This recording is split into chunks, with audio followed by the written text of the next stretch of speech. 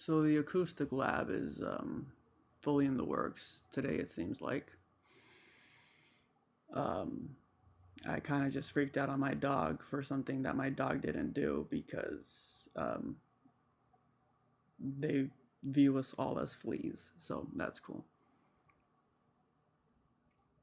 Um, what was I talking about? Ah, yes.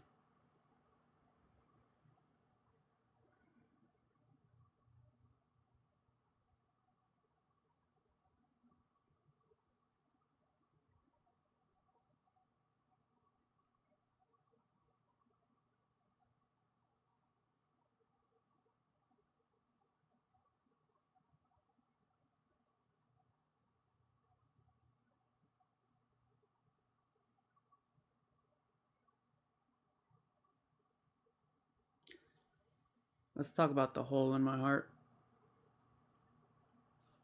in my torso, in my chest area, right here.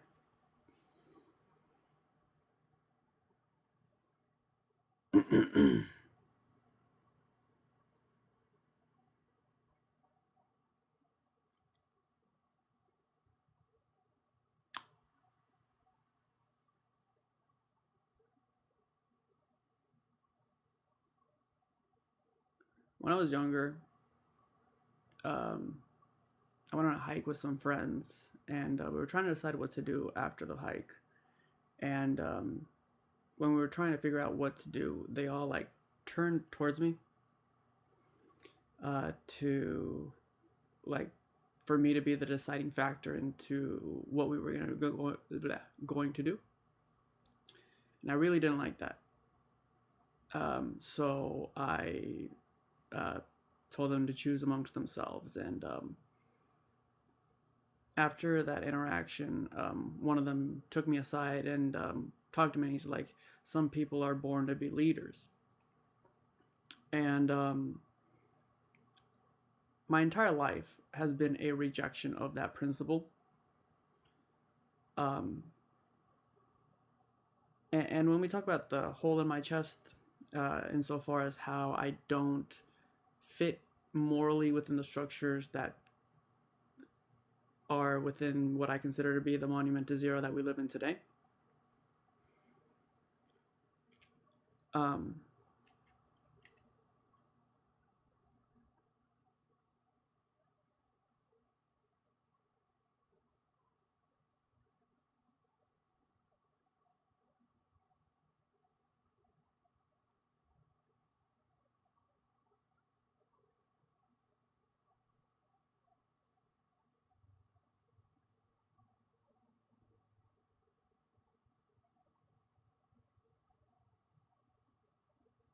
and I've always lived my life like that, always like kind of in the shadows, being a mushroom, trying to navigate my life in a hostile environment, protecting parts of myself.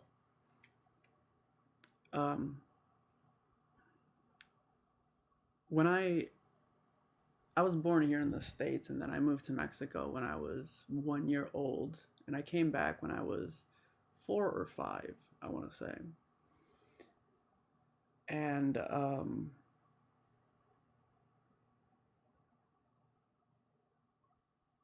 when I was 4 or 5, I don't really remember what age it was. I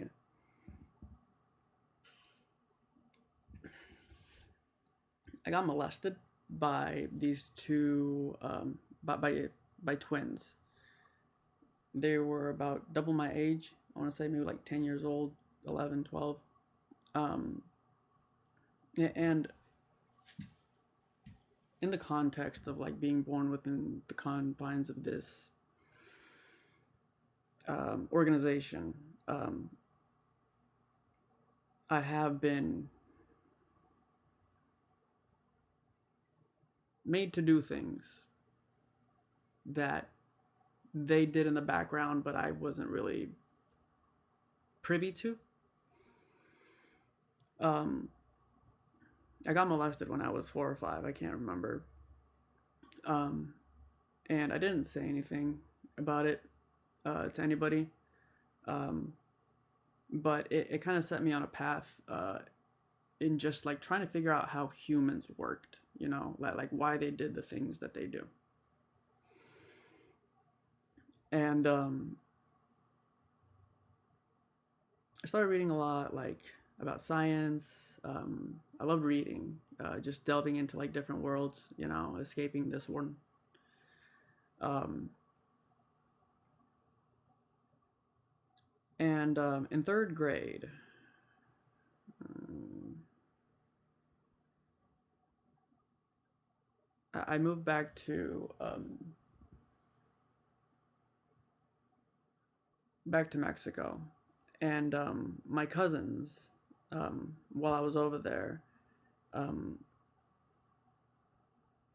had me and my siblings perform sexual acts on each other. Um, and these cousins would like always bully me. They One time they were chasing me, and they had a screwdriver in their sweater, and they tackled me to the ground, and the screwdriver went up my butt. Um, so like from an early age, I've been aware of the dark parts of the world,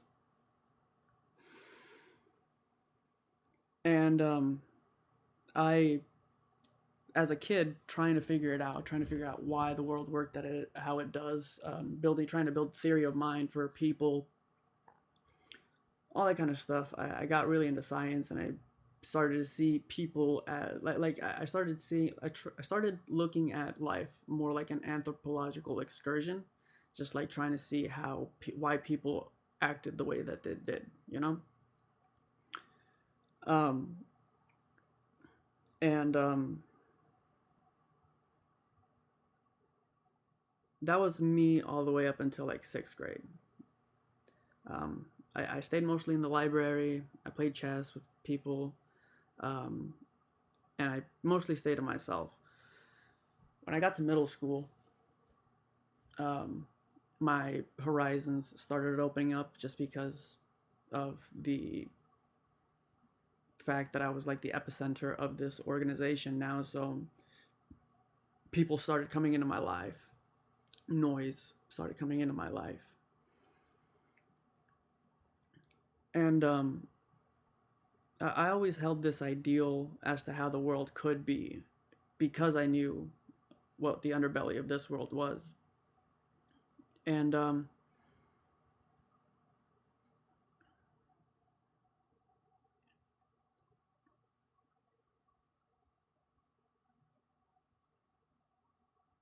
as I got into middle school and high school, I would like people would come into my life, and um, they would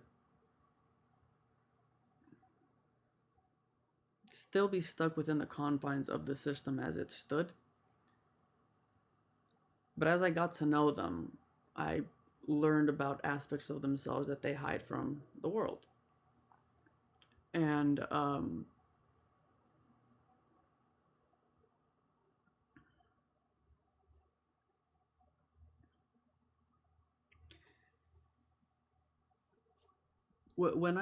when I say hole in my chest or hole in my torso, it might be a bad representation of what it is.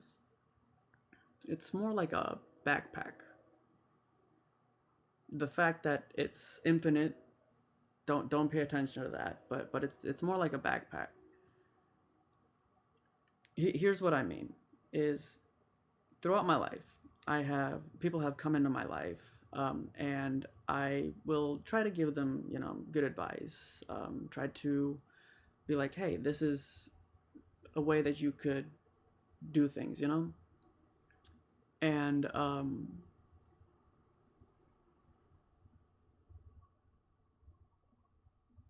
every single time, every single time, has been met with, because they're within the organization, the people around me, that they are not able to cross that threshold, that bound, you know. And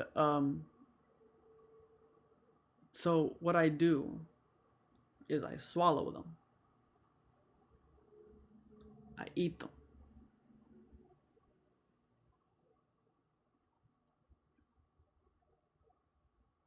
and I carry them with me.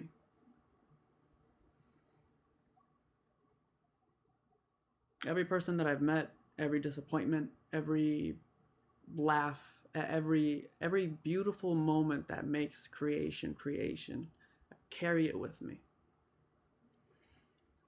And even though they can't cross that threshold, in my search for a place, like, because like I will leave situations, I'll go to another place, and I'm like, maybe this is where I can build, you know. And then more noise comes and comes and comes, and then I get to know the people from here, and I'm like, I will carry your spirit with me to wherever I go, you know. And that's kind of